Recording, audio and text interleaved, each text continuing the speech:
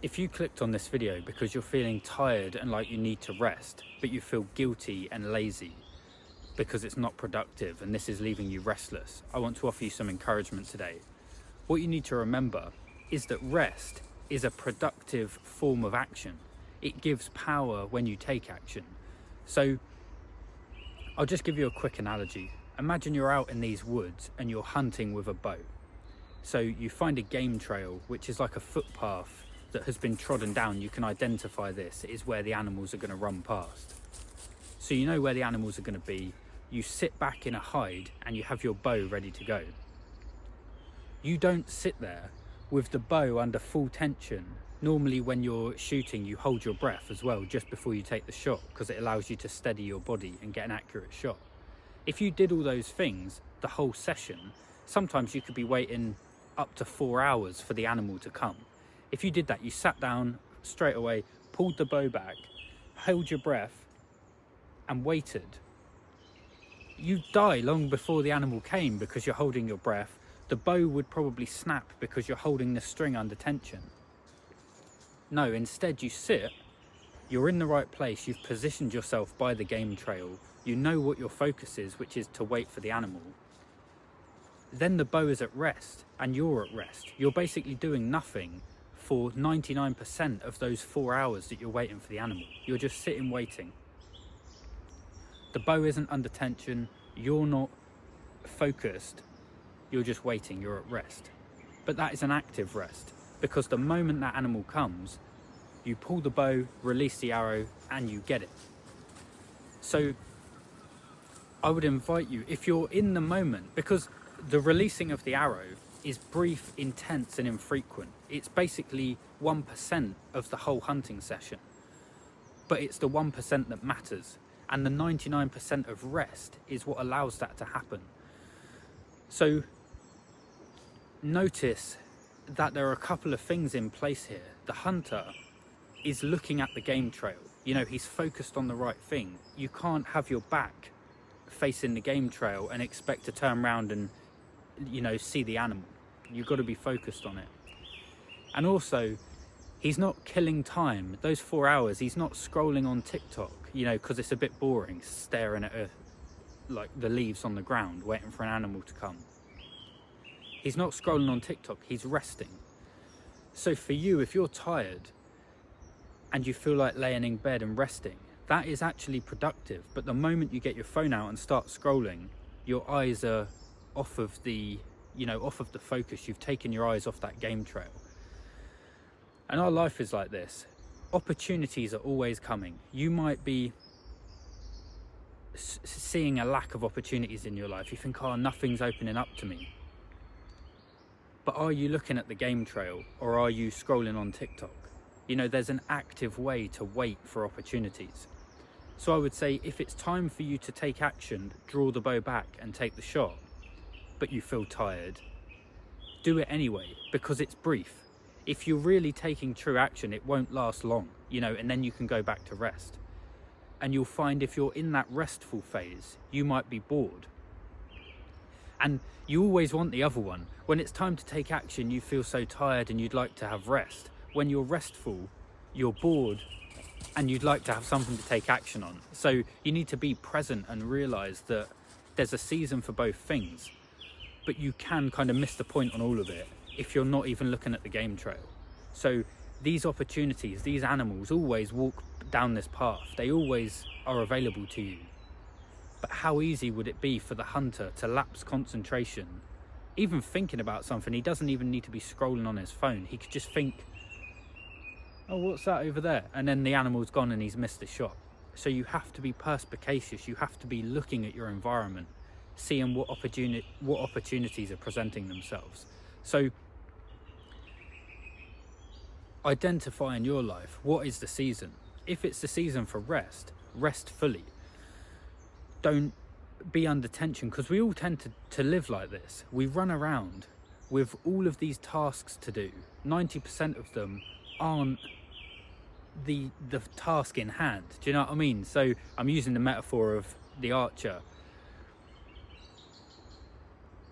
So the way I do this is I use a combination of prayer, meditation, and rest. And the reason I do this is because it helps you focus on the game trail. It focuses you on the opportunities you're looking for. So I'll keep the prayer very brief. I'll say something like, Heavenly Father, I'm very grateful for all of the opportunities you've put into my life, mainly the growth of this YouTube channel, the opportunities I'm able to grow in faith on my RCIA course. I pray that you keep revealing to me the path I should walk to take these opportunities and use them to the best of my ability. That's me looking at the game trail. If I just said, oh, I'm going to rest now, I'll have a little scroll on TikTok and then go to bed, I'm not looking at what I'm after. So gratitude is a way of identifying the goal, you know, the thing that you actually like and you want to like increase in your life. So that's looking at the game trail. We've got our eyes on the prize. That's prayer. I keep that brief. Then I meditate, which is doing what the hunter's doing, which is just looking. I've identified the game trail and now I'm just looking. And if you wait long enough, an animal's going to run past. A thought, an idea, an opportunity, something will open up to you. It could be in your own mind, a thought that comes to you, or it could be you're walking down the road. And if you have that mindset of I'm open, someone will say something. Oh, can you just help me with this? Just a random person, can you help me with this? If you're scrolling TikTok, you'll say no. They won't even ask you because you're distracted. They ask you, you say yes. Where does that lead? You don't know. So that's the first two steps. Brief prayer of gratitude and sort of to focus the mind. Then you meditate. Then if I fall asleep during that process, then I was meant to sleep. A lot of people beat themselves up if they're meditating and they fall asleep. I just think you're tired. You know, that's the door that's open to you. That was the opportunity. What am I meant to do? Like, we sometimes struggle to identify what our next step is. And then you fall asleep. Oh, there it was. Do you know what I mean? You've been sleep deprived for all this time.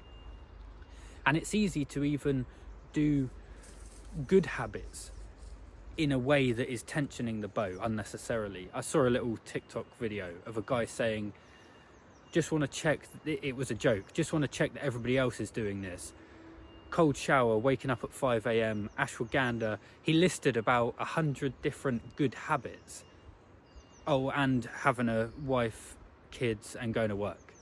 It was a joke that we've instilled so many good habits and they can become action that is unnecessarily tensioning the boat. You might just need to rest, and that's okay. And that might be the most productive thing you do. And it's funny because I prescribe these things: gratitude journaling, cold showers, time in the gym, meditation. They're all good. But if the hunter did that, so the hunter's there waiting for the animal and he starts writing in his gratitude journal, I'm so grateful that I found a game trail where the animals just keep coming past and I get loads of, animals. He's missed it. So even a good habit is not the right thing to do. So that might be the case for you. You might need to just, cease for a bit and be in a restful phase. So that's my invitation. So a couple of Bible verses that I find interesting. Luke 5:16, but Jesus often withdrew to lonely places and prayed. Or Matthew 14:23, after he had dismissed them, he went up on a mountainside by himself to pray. So I find it interesting that even Jesus, the Son of God, so he's two-natured, he's God and man, had to rest. You'd think if he's all powerful, which he is, he would just run around doing miracles all day long. Hustle culture, just getting after it. But he didn't. He did some miracles, he did his work, then he withdrew and rested. And if Jesus had to do that, if God had to do that, surely we have to. Because he was embodying God in the form of Jesus, the Son of God, was embodying human nature. He's God and human. So that's a lesson. I just find that interesting. Even this perfect example of a man meditated, he prayed, he rested, and then went back to it. And this happened frequently. So I see prayer plus meditation plus potentially sleep if you fall asleep during this process as perspicacious rest. You're paying attention and resting. And the moment an opportunity shows up, a moment the correct action is required, you will take it. But if you do distracted rest, it's not rest at all, and you won't be able to act on it when the time comes. So if it's time for action in your life, I would invite you to take action. And if it's time for rest in your life, then do that. But don't feel lazy or guilty that you're doing one and not the other, because there's a season for both, and you have to identify it. And if you don't know what the action is, then the answer is rest. So I hope that helps. Speak to you soon.